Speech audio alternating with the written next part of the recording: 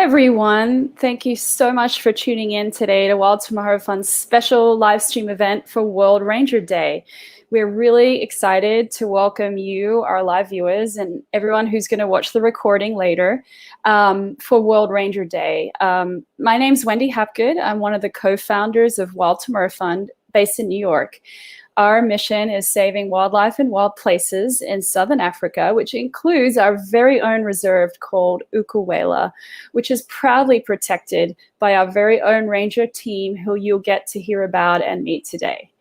And on that note, please you can use the comment section to send us your questions and comments and messages for the team, so we can share that on screen with our rangers. So as you know, today is World Ranger Day. It's a serious day to reflect on the plight of these men and women, rangers who really heroically do so much to protect precious wild places of our planet on behalf of passionate people who care about wild animals like me and you. So today it's really just one day, but rangers need to protect wildlife 365 days of the year. So we hope that we can bring support for rangers across the year, not just today. Before we get started, I'd love to show you firstly where our rangers live and the landscape that they're protecting, which is our reserve in Zululand, South Africa, called Ukuwela. This beautiful place was actually slated for destruction 3 years ago to be cleared for pineapple farming. It lies on a river that feeds into a UNESCO World Heritage wetland and forms a buffer to our neighbors across the river at Pinda, the Manuana Conservancy. So we were really thankful to be able to save it, thanks to our donors, thousands of people around the world. And we've been really busy restoring it and expanding it since we saved it. We're really proud to have our own team of rangers, now 9 strong, who protect Ukuwela every day. So let's show you the reserve.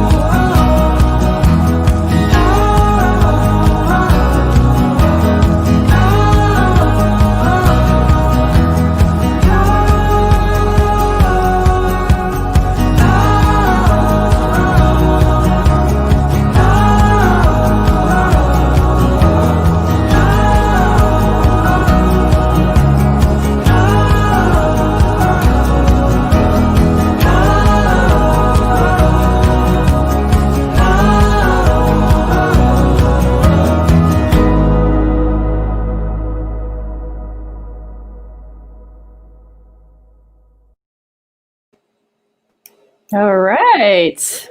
Happy Ranger Day. We've got Clinton, Sizwe, and Spay, who joining us live from South Africa. It's 4 o'clock in the afternoon. So they're ending their day and we're just starting. So welcome. Hello, everyone.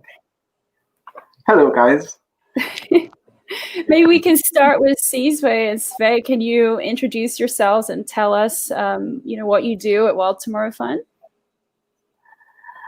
Yes, guys. My name is Sizwe Dladla. I'm a land manager for Mfuleni, more especially on Mfuleni section, and also head of the Rangers. Yeah, that's what we do. And Sve? My name is P.O.C. Tlemtetswa. I'm a former ranger at Wild Tomorrow Fund. Yes. Wow, he's actually a new ranger at Wild Tomorrow Fund. When did you start with us, Faye? I started to work as Wild Tomorrow Fund. This was January. We're so happy to have you. How does it feel to be honored today for World Ranger Day? It feels good, actually. Yes. I'm even out of word. I don't know what to say. We have some really nice, there's people all around who are joining. Sarah says, great to meet you. Thanks for all the work that you do. Connie, who is in the West Coast, says, keep up the amazing work. Then we've got Jan in the UK. Well, she says hi to me, but she's saying hi to everybody. So let me bring Clinton back on. Clinton, hi. Hi, Wendy. Today's World Ranger Day, and I thought it'd be great if you could explain, because when most of us here think of rangers, we have a certain image in our head, and maybe it's like a heavily armed ranger with a gun. And, I think, this sort of image, this was Sudan, the last rhino, male northern white rhino, with his 24/7 security. But there's lots of different roles rangers play. Maybe you could tell us about all the different types of rangers and their jobs in Southern Africa. Sure. It's quite a complicated and layered industry. So a lot of it depends on the kind of animals and the kind of reserve you are. So big 5 reserves, which have animals like lions, elephants, buffalo, the more dangerous, bigger animals that can either be targeted by poachers, but also can be dangerous to the rangers themselves. They will tend to be armed rangers. So they would walk the perimeter of the fence and through the reserve, checking and tracking to make sure everything is okay, but they would normally be heavily armed. They would be normally called field rangers. So their job would be is trying to pick up any incursions, trying to pick up anything that's going wrong on the property. Then they would often refer to a team called the Anti-Poaching Unit, which is normally a specialist group, a smaller group of guys, and they're a response team. So a good way to think of it would be looking at the field rangers would be your police force, and your anti-poaching unit would be your SWAT team that comes in to deal with serious situations. Yeah. But then you also get on smaller reserves that maybe don't have the dangerous game, and our reserves like this too. And I think the famous black mambas, which people know as from social media as well, are the same. Is they are unarmed, so they on a reserve that isn't a target for syndicate poaching. It's more for subsistence poaching, snaring.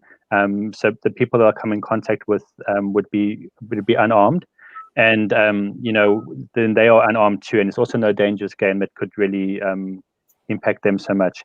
So then they would patrol the fence lines and report incursions, but they wouldn't have direct contact with any poachers. They would normally radio that in, and people respond to that. But then you also get terrestrial rangers. So those are people that are in the reserves and parks. We forget about the marine parks. We have a lot of marine parks around the world too, and they also have their own rangers, and they've got a very different role.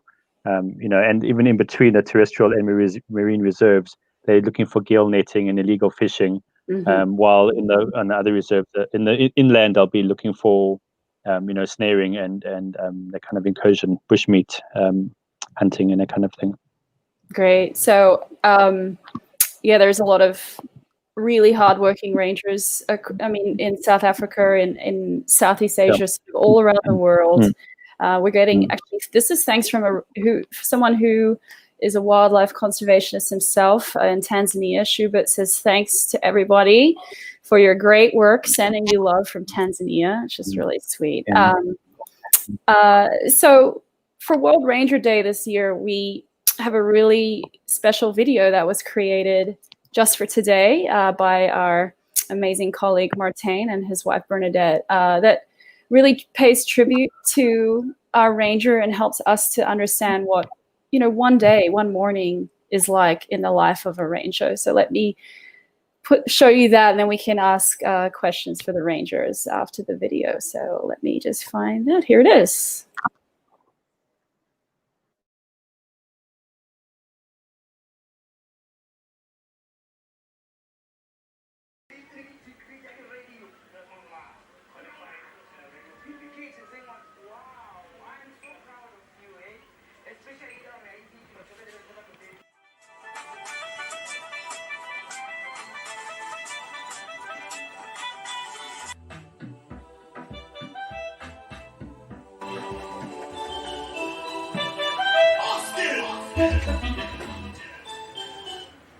My name is Zamani. I live in Pumlane, Ehluhluwe. I live with my sisters. It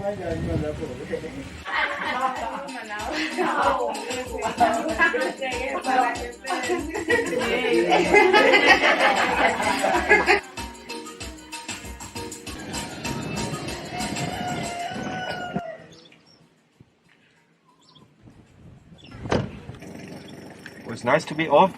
Yes, it was nice. Hey, bye-bye. I'm a ranger at Wild Tomorrow Found. We protecting the animals and keep our place clean. I have 2.5 years. I've been working at Wild Tomorrow Found. And the nice thing that I like with my job that my job is not that job that make me always feel sad. Always when I'm doing my job, my face always is, I'm smiling. My job and my job is not hard. It's easier to me because I love my job and I'm happy with my job and I like the animal. My favorite animal is leopard and giraffe and zebra.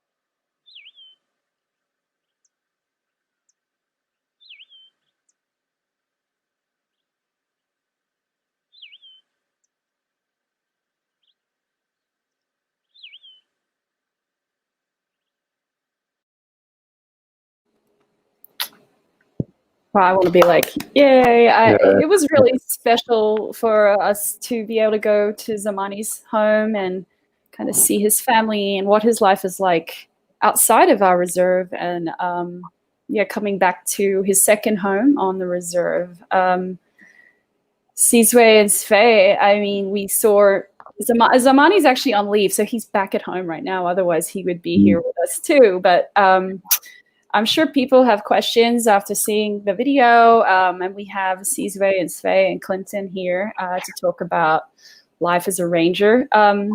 So let's start. Well, Clinton, in the video we saw Zamani. It was the last day of his time off, and then he was coming back to the reserve. So can you explain, how does this work? Like, the rangers work on a certain amount of days and come home? Yes, I'm actually going to refer this question to the rangers themselves. Great. I think this is for them to answer. Okay. Like how your time off and your leave works.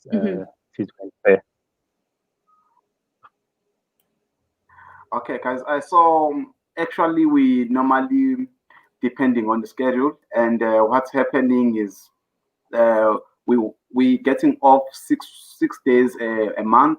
So we normally take those days with 3 days and then plus another 3 days. So yeah, it's depending on the schedule. But what we normally do, we take the days off 6 days a month, and we take them by 3.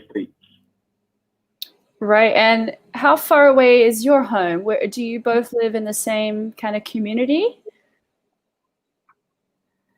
Most of us, we are living in the same community, maybe just like 2 guys or 1 who's not living in the community. And it's not far. I think it's like 18 kilometers or even less to where we stay. Yes. We have a really nice question from Barbara. She's here in the US. What inspired you to become rangers?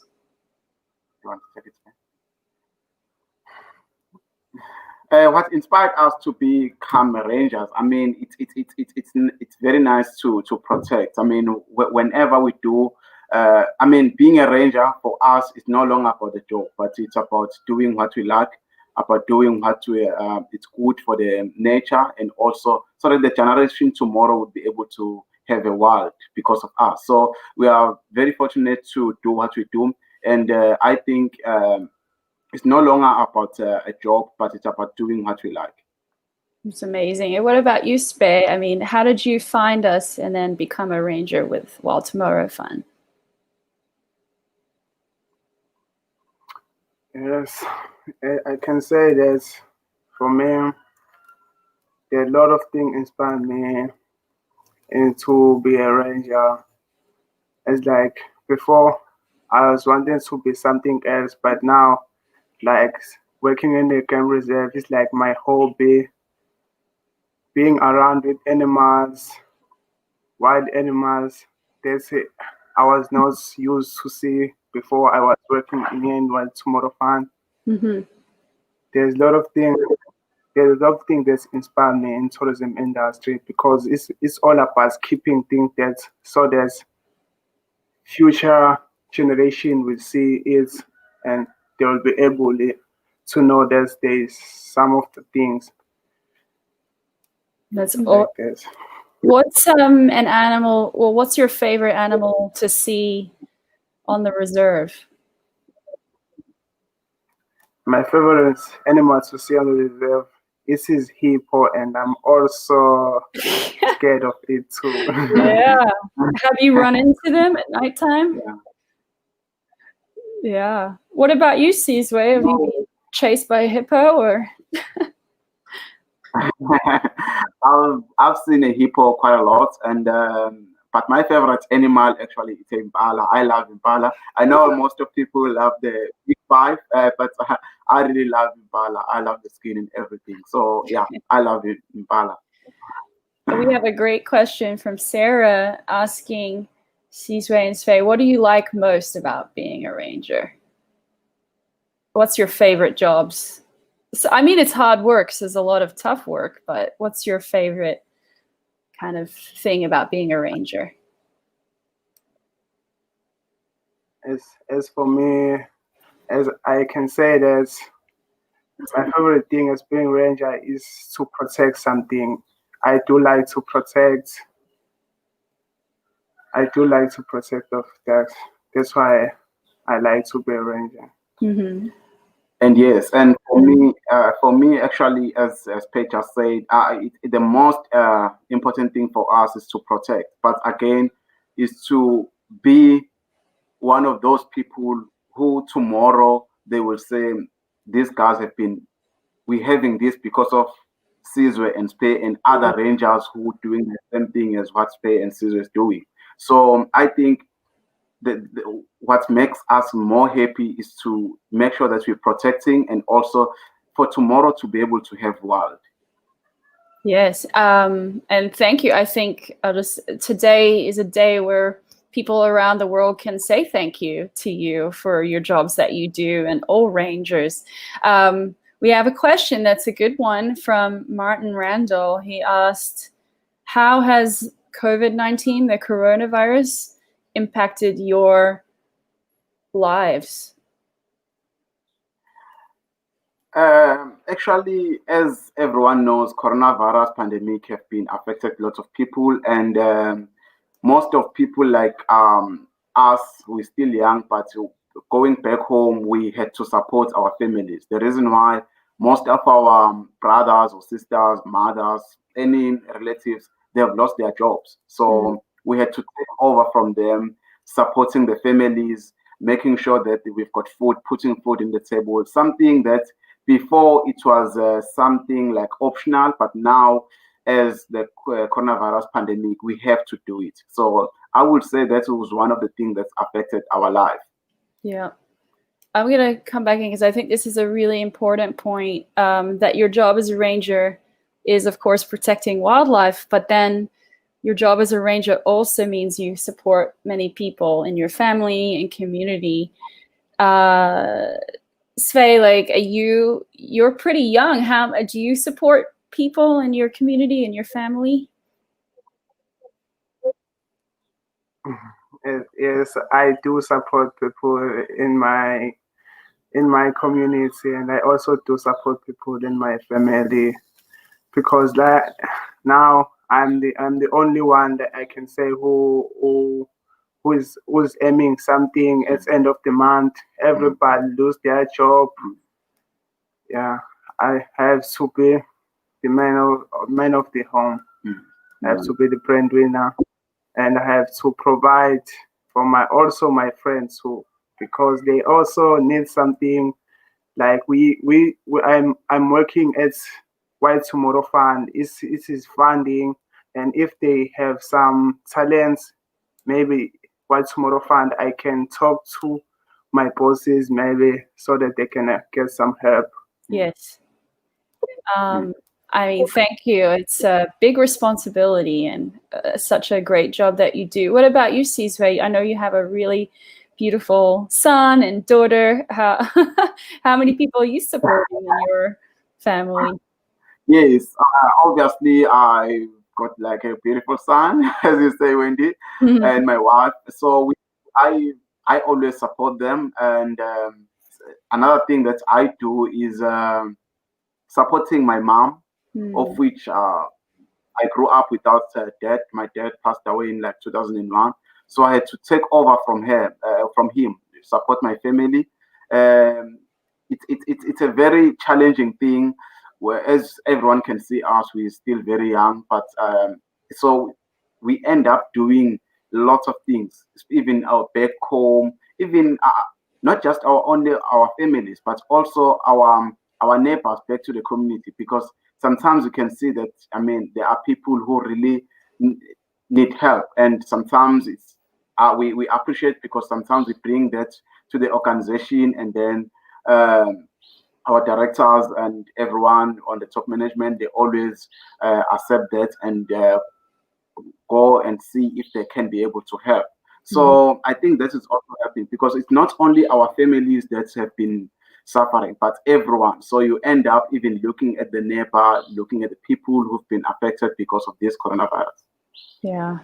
And we're just so thankful, thanks to all the donors that, you know, coronavirus, I'm going to put myself, coronavirus put a lot of pressure on kind of everybody around the world, including charities. So we've been overwhelmed too with support, and it's meant that we keep a full team of rangers.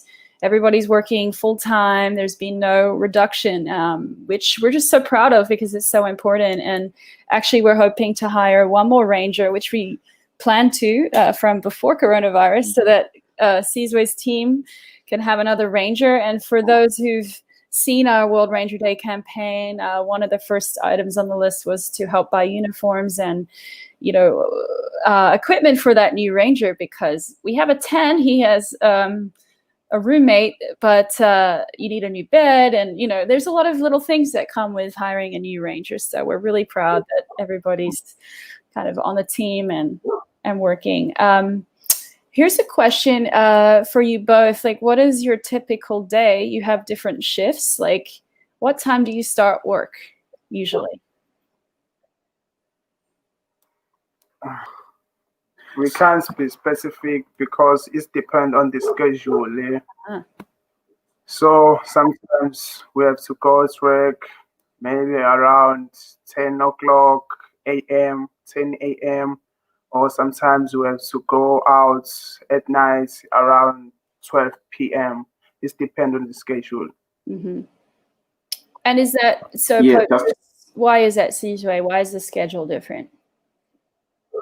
So just to add on that, Wendy, so normally what we do, we normally change the schedule. The reason for that is it's to also to confuse the poachers, so that they don't learn what time we normally go to them to patrol this and that. So we're also trying to confuse them. So we each and every day we change time, so that they won't be able to know what time are we going on the fence doing the patrol, this and that. So that's the reason why the schedule is always changing daily basis. Great. Here's a nice message from Martin Meyer, our amazing ambassador and photographer. He said, "You guys are incredible. Well done." So thank you. Now, it's really, I think for all of us watching today, it's really interesting to be able to ask you questions and to understand what your life is like. So we have another video to show you that it's of one of our rangers at Ukuwela. Actually, no, this is the one where it's showing one morning where you're waking up early. So let me just show that to everybody. Here you go. It's very early in the morning, 4:45. I'm about to head out to the ranges. We're going to go on patrol.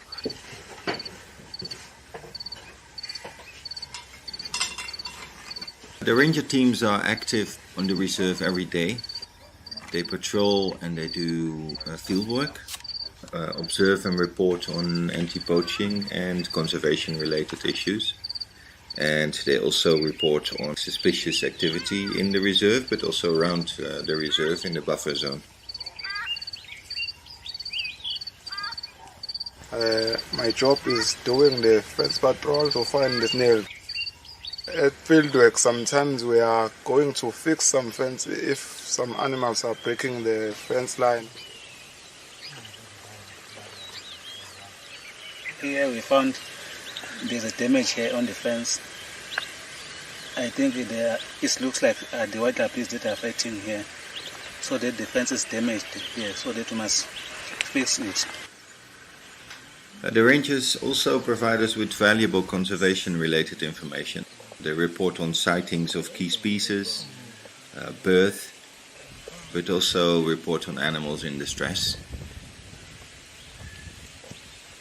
Ever since the coronavirus started and we had the lockdown, we had so many challenges around the reserves, whereby the number of poaching have been raised. And we had to fight with those poaching.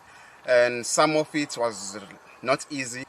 They were removing the electrical fence to make snares and also breaking the fence, and it was really, really hard. But we had to fight it, and we so thankful to our rangers who've been working hard, who've been contributed their lives and staying at the camp just to make sure that our wild are still safe. So we're so grateful to have them.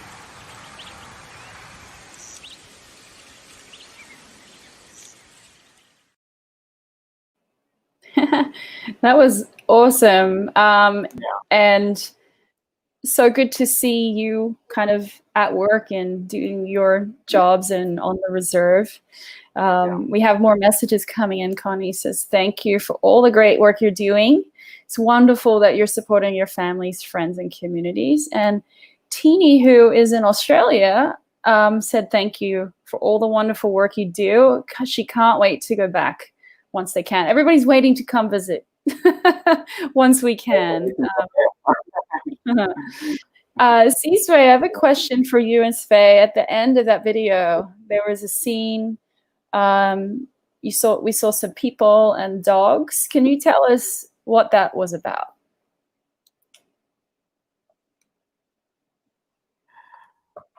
Yes, Wendy. So that video, as everyone has seen,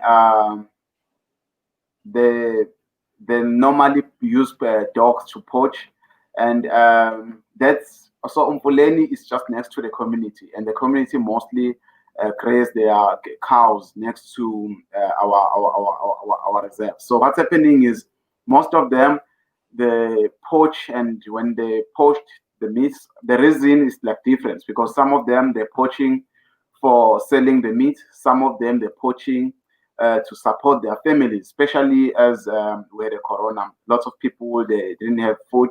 So that's why like Baltimore Fund has to go and help some of the families with some food, parcel of wheat, something that's will be said later. So they normally go and do the poaching, and they take that like meat for feed families. Sometimes they take that meat to sell also in the community. You mentioned, actually, and we saw a lot of snares, the wire. I know you've been really successful. We only took over the Mfuleni section middle of last year. How many snares have you and your team removed there, Ciswe? Yeah, so last year, 2019, we were able to remove 313 snares. This was quite a lot. I think the reason also is because we just took over that property last year. So it's when we had a lot of snares, because I think there was a long time no one was removing the snares. And this year we only removed, so far we only removed like 70 snares, of which it's still a lot, but comparing to last year, it's a little bit better, but 70 snares is also still quite a lot. Yeah. And Sve, how about you? Have you been successful finding snares? They're hard to spot. and as you say, it's hard to spot them because some people use the smallest wire to snare the animal, because we are also searching for the snares sometimes. So they're making the smallest wire so that we can't be able to see it when we are far. So we have to come closer so you can see it. And sometimes they do hide it with grass so that we can see it. So we find it difficult to find the snare. It's tough. I know. As volunteers, we've joined you, Sizwe and the team on Snare Patrol, and I mean, I definitely couldn't find any, and it's very exciting. But it's really difficult. So it's impressive that you've found over 300 now. Actually, I'm going to ask this question, Clinton. I'm going to put you back here because snaring is an issue. Hi, Clinton. We miss you. Hi. Snaring. I mean, you've worked in wildlife conservation for many years, and snaring. People are going out to snare to catch small antelope, but it often, snares other animals. Maybe you could tell us about what you've seen and the impact of snaring. Yeah, I think the main thing with snaring is it's indiscriminate. You're not setting, you're setting a snare to catch something small, but anything can walk into it. A zebra's leg can get caught into it. A hippo, an elephant's trunk. Over the years, just at one of the reserves I worked at before, Tembe Elephant Park, you would find so many of the elephants, the tip of their trunk was gone, or they had a big snare wound on their leg. And these weren't from being in the reserve. This was actually from the time before the reserve was formed and had been wandering in Mozambique and coming over to South Africa. So the snaring can leave damage for a long time. I remember we had a wild dog, an African wild dog, sometimes called a painted wolf, that had a snare, and it took us more than 3 months to be able to catch the dog, to take the snare off. And it actually cut through the esophagus, and the dog was actually doing this with its neck to try and keep the hole closed when it moved around, and then had to eat quickly. So it really can cause absolute suffering and pain. There's lots of animals, three-legged wild dogs running around in reserves that have very, very high snaring. So it's indiscriminate. I think the big thing as well is that it's become a commercial venture. That when it's subsistence and the family's trying to feed themselves, you obviously police the snaring and try to remove it, but it's not. It's normally in small numbers, and we've always had to deal with this for as long as reserves have existed. But when it becomes commercial, it's now driven to in far greater numbers. And like when the COVID-19 pandemic hit South Africa, even here in Ukuwela, the other section that Wild Tomorrow Fund has, we haven't really had snaring here for a long time, for years. And that first few days after the lockdown happened in South Africa, we had 50 snares set immediately, because there's the anticipation for making money, because the poachers know you're going to have all these people under lockdown, and now they can sell the meat. So instead of catching one antelope, they're setting these arrays of snares that are 50 at a time, and any animal walks in and not necessarily gets pulled out as well. So an animal might get caught and they'll come and take it, but a lot of animals are caught and left there and die a terrible death. So yeah, snaring is not a very nice thing, but we also have to try to balance these things with understanding what's happening outside the reserve and trying to also combat the things that create the snaring, which is why we do quite a lot of work in the community as well. Yeah, and I think I'm going to bring everybody back in. Sizwe mentioned it, the food parcels. Clint, maybe you could explain what we've been doing since coronavirus hit with hunger relief and how that relates to poaching. Sort of. Yeah. So one of the big things that happened with the lockdown is that the schools were closed, and in many rural communities out here, some of the only meals children will get is when they're at school. Their lunch or their breakfast and lunch that they've had at school is the only meal they might have the whole day. Now, by closing the schools, then there was no longer this access to food. And then plus so many people losing their jobs and the economy grinding to a halt, because the lockdown in South Africa was extremely strict. It still is to a degree, but in the beginning, for the first couple of months, it was a complete lockdown. So people literally starving. That's obviously going to drive the snaring, and it's also going to drive poaching, because people are literally hungry, and your child not able to eat, you're going to make a plan. So we worked closely with the community leaders, the tribal authority, and went through their social development committee with another charity that works in the region called Africa Foundation, and we went and made sure that these children, their families got food parcels, as well as a few of the families along the corridor and around our properties that we work with. But then we also had quite a large portion going to the most needy. So those families that have no income, that really have no food. So we I think this last delivery we did 74 parcels, and then one of the groups we also work with is a group of single mothers and child-headed household women, and they also were one of the first on our list to get this food parcel. And one of the things that's really amazing in the community is how people are so they're so together. So even when you're feeding these families, that will be spread around, and everyone will be helping each other to get through a difficult time. And you could really see the impact. We also support an orphanage, and that orphanage we also supplied, we helped them with food parcels.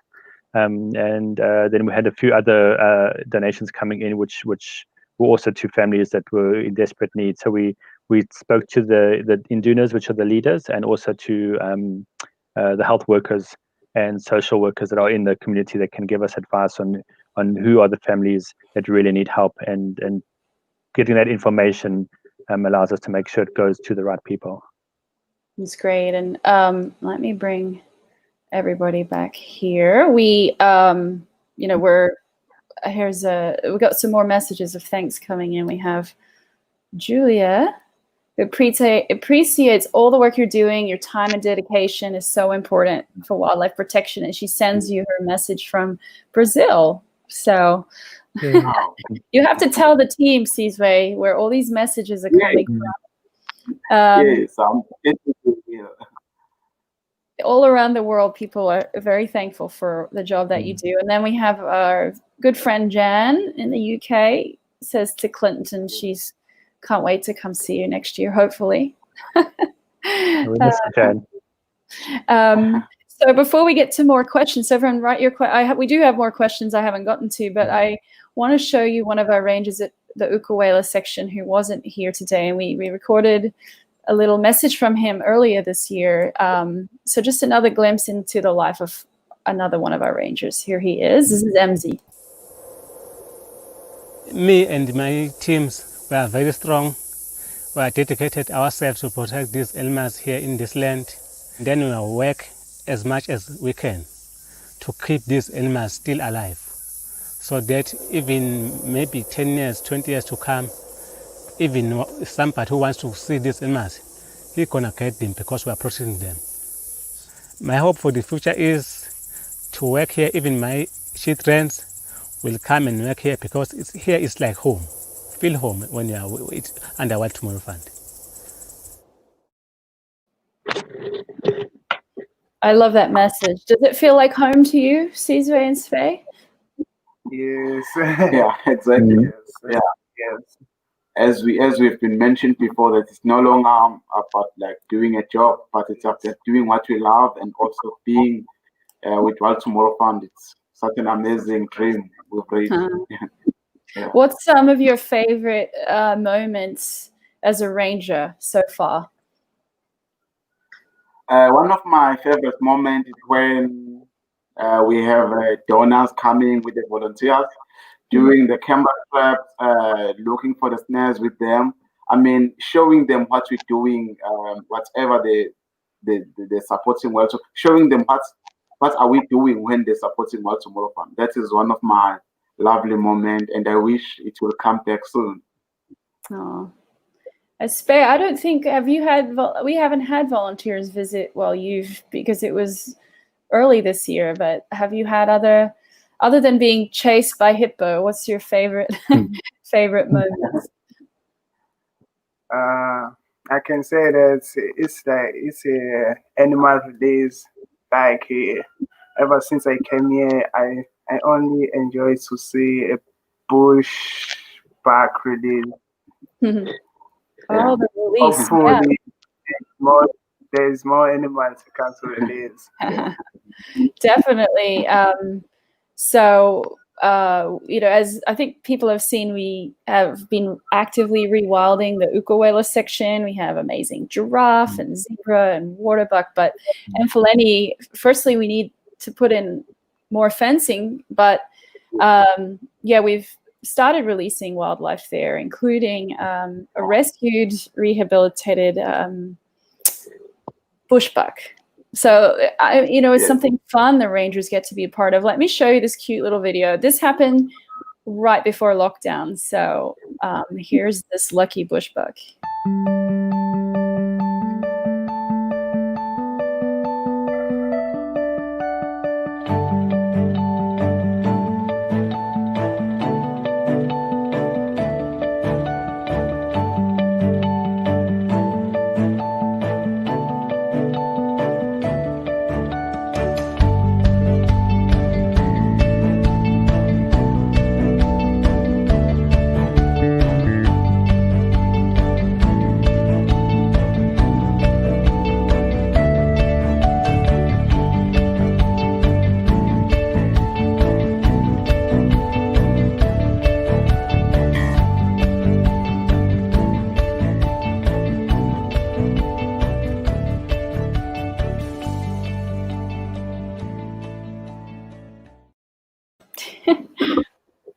I think I spotted you, Spay, and Seasway. That was interesting. Yeah. Have you seen any of the bushbuck, or only on camera traps? No, I haven't seen it yet. They're pretty good at hiding, I think. We had a few more questions, and then we're going to get to a more serious part of the event, which is the wish list for rangers and how everybody can support Rangers for World Ranger Days, not just our rangers, but also rangers in our region. Particularly government reserves are really underfunded, and COVID made it even harder for them. So we'd love to do as much as we can and provide as much support as we can for World Ranger Day, particularly this year. But let's see, there were still questions about training, actually. Barbara asked, do the rangers need to have tracking skills as part of their ranger skills? Is that to me, Wendy? Yeah, okay, Clinton, let's take that one. So it depends again what level of ranger we're talking about. With what we're doing and the team we've got, we're not having. You absolutely need tracking skills, and I think a lot of it gets developed. You get to know your property, you know what animals you have, and our guys have been fantastic in being able to track not only the different species, but also the people coming in. When you dealing with people coming in to poach animals, it's incredible how creative they can get. We've heard of things like where people tie sponges onto the bottom of their shoes. They cut it out from a foam mattress, so when they walk, it doesn't leave any marks, or they put their shoes on backwards, or there's so many little tricks and techniques. So, but with what we're doing is we are quite low key when it comes to that confrontational aspect, and our rangers are a lot more diverse in what they're doing. They don't have to really focus just on law enforcement. They're doing field work. They're doing collecting biodiversity information as well, and a lot of other things. So I think we've just recently completed a chainsaw course for everyone as well. So we on our side, we're slowly going through those skills that can allow the rangers to collect certificates and qualifications that they can use not only in this job, but in anything else that they go on further with. But I think when you get into the more serious ranges, like the anti-poaching units in Kruger, or the big 5 reserves like in Pinda or Kluwi and Mfuleni Park, then they go through specialized training, and they have special weapons and tactics, and And again, it's like comparing a beat cop versus a SWAT team. You know, the level of training changes when you get to that more. I don't want to say serious because they're all serious. You know, our rangers are the first line of defense, and you can speak to any single manager in any of these game reserves, and they will all tell you that, you know, the most important thing is boots on the ground. Your rangers are your most important thing, and that's what they always speak about, the thin green line, and it doesn't matter if you are the field ranger that's patrolling the fence or if you're the anti-poaching unit that's responding. You all have that role to play, and together this is what protects these habitats and these animals.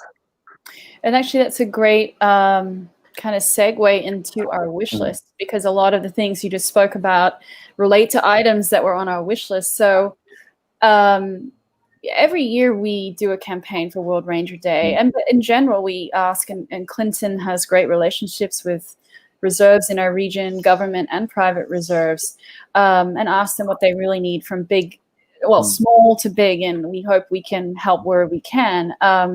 And this year for World Ranger Day, we kind of put out a request, and we were quite overwhelmed with the need that came back to us. So what we did was prioritize, and we wanted to raise $6,000 as a start, and that would just get us through like 1/4 of the list, actually, for what we were asked, which was a wish list. You know, it was total $24,000. So we are hopeful we can get through the list as far as we can. And speaking of training, you know, the government reserves, where you have armed rangers, they have to do annual firearms course. So even that, you know, that's on our list. Clinton, maybe you could explain what that is, to the equipment needed so that the rangers can do their annual retraining, so they can be certified to be armed rangers for the next year. So one of the challenges that's hit particularly all reserves, but particularly government reserves, is their budgets have been cut every year over and over and over again. And I remember about 5 years ago they were on a shoestring budget, barely being able to get past, and suddenly the budget was cut by 48%, the operational budget. Now you imagine it being a company that's just managing to run, and then suddenly your operational budget is cut in half, and it's been cut since then as well. And so it's got to the point where basics like uniforms and boots and fuel to, you know, put into the vehicle to drive somewhere, you know, in a place like South Africa where our industry is so well developed, it's actually quite scary that it's got to this point.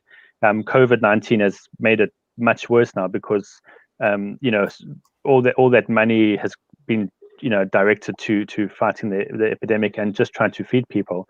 So the reserves are really, really struggling. When we're speaking about the reserves, it's not just, you know, it's off the top of my head, it's probably about between 15 and 20 reserves that we helping.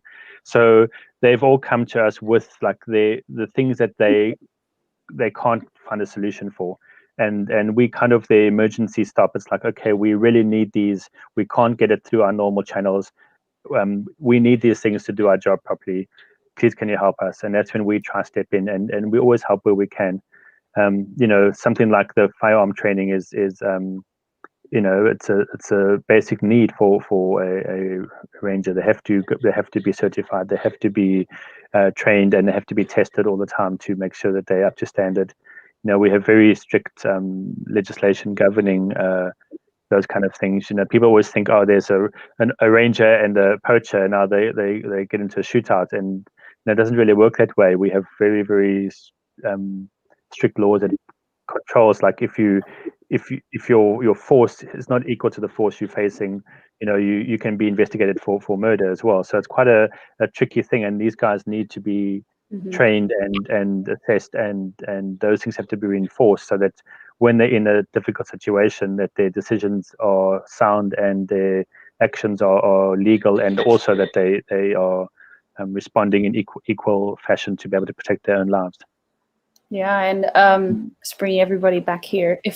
What we did was create, if you go to our website, wildtomorrowfund.org, you'll see this on the front page. You see some smiling faces that you recognize, and you can click, and then what we have is just that first part of the wish list that we prioritize, and you can go down and choose how you'd like to help rangers.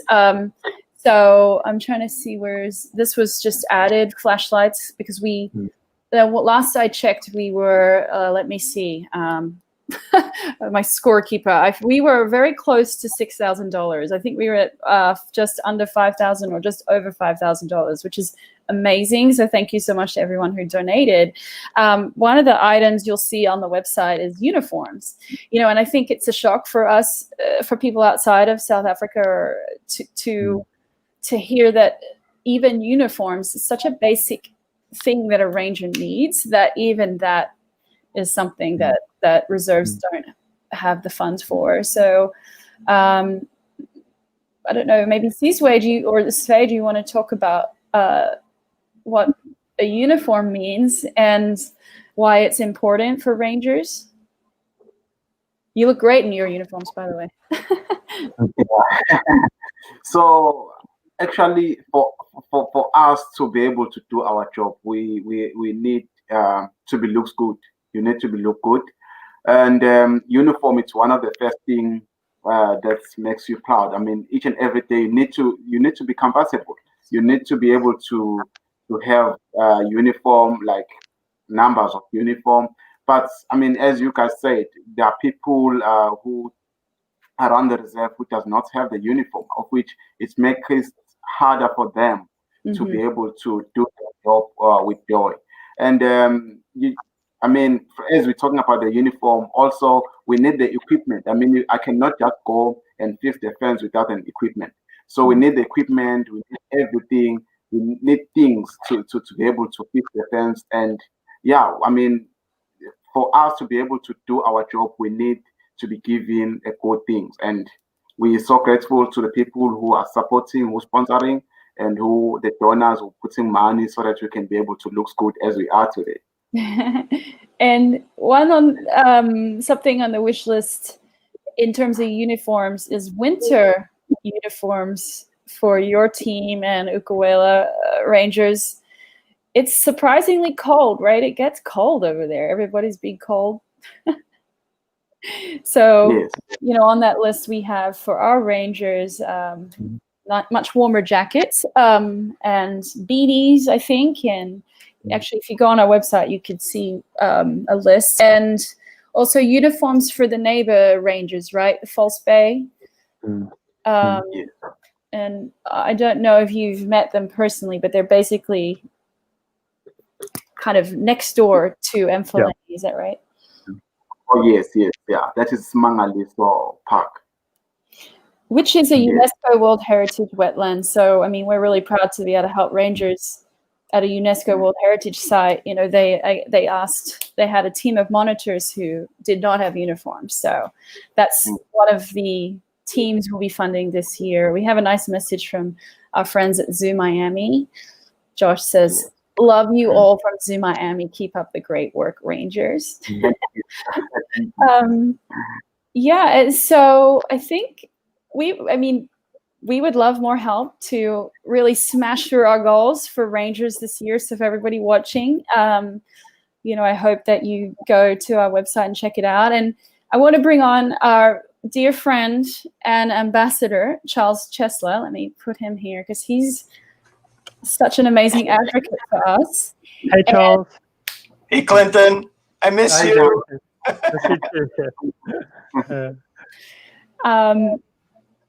Maybe, Charles, you can explain how you were able to help us in 30 seconds last night, and sure. How easy it is to help Rangers. Yeah, first of all, it's such a privilege to be an ambassador, and my business card says passion, purpose, and shared humanity on it. And I'm sure everybody who's watching this knows that Wild Tomorrow Fund exemplifies all of that. So big shout out. I have some friends last night. We wanted to raise some funds just for a neighboring government reserve for two very basic cameras, $230 for the two of them. John Patey, thank you. Big shout out. And then a few other people donated. Thank you to all you guys. We were able to do that in about 5 minutes. Yeah. And as we've seen, I just want to make another little appeal here. Everything that is being done takes money, and it really is all about humanity. One of the things I love about being an ambassador is you guys are protecting, saving habitat, saving animals, and one of the biggest things for me is working with community. And the rangers are totally a part of that community. It all feeds in together, and the needs that they have to do the job are very, very real. And the fact is it requires money. But their jobs are helping community all around them. Everybody is supporting 10 other people. And things are difficult for everybody right now. I know everybody's looking for money, but I hope everybody, my friends who are watching, if you haven't, go check out the list. They've broken it down really nicely, like 20 donations of $39 for stuff. It's clothing, it's boots, it's flashlights, things that are real necessities for the hard work that these guys are doing. And they do it with a smile on their face.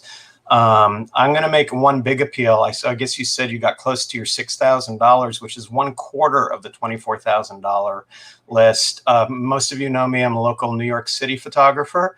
I wish we were supposed to be back right now, but because of the pandemic, and we would have raised money by bringing 10 photographers along. So if anybody will throw out a $2,000 donation, I will offer up a photo shoot for you and 3 other friends, a total of 4 people at one time, anytime in New York City, an outdoor shoot between now and next summer. So even if you're not in New York and you're thinking about coming here, we can do that shoot. Or if you've got, if you've got the means and you want to donate it, and maybe some kids who are studying acting or some musicians. As a matter of fact, not just one, I will offer up, if there's up to 3 of you out there, 3 separate photo shoots, $2,000 donation for each shoot for up to 4 people per shoot. So just make the donation, earmark it for that, Wendy, and we'll get it all hooked up. That's amazing. Thank you, Charles. And I just want to, $2,000 goes a long way on the ground and towards our list. And I'm just going to tempt some people here because this is the cutest thing ever. Something on our list, which is not on the first priority, is if we can get through it, is one of our partner reserves requested training for their rangers on how to handle their canine. So the dog is trained. They need to train the humans, actually. So here's Mystique. Look at this beautiful dog. And we promise she is a fearless anti-poaching dog. But look at this.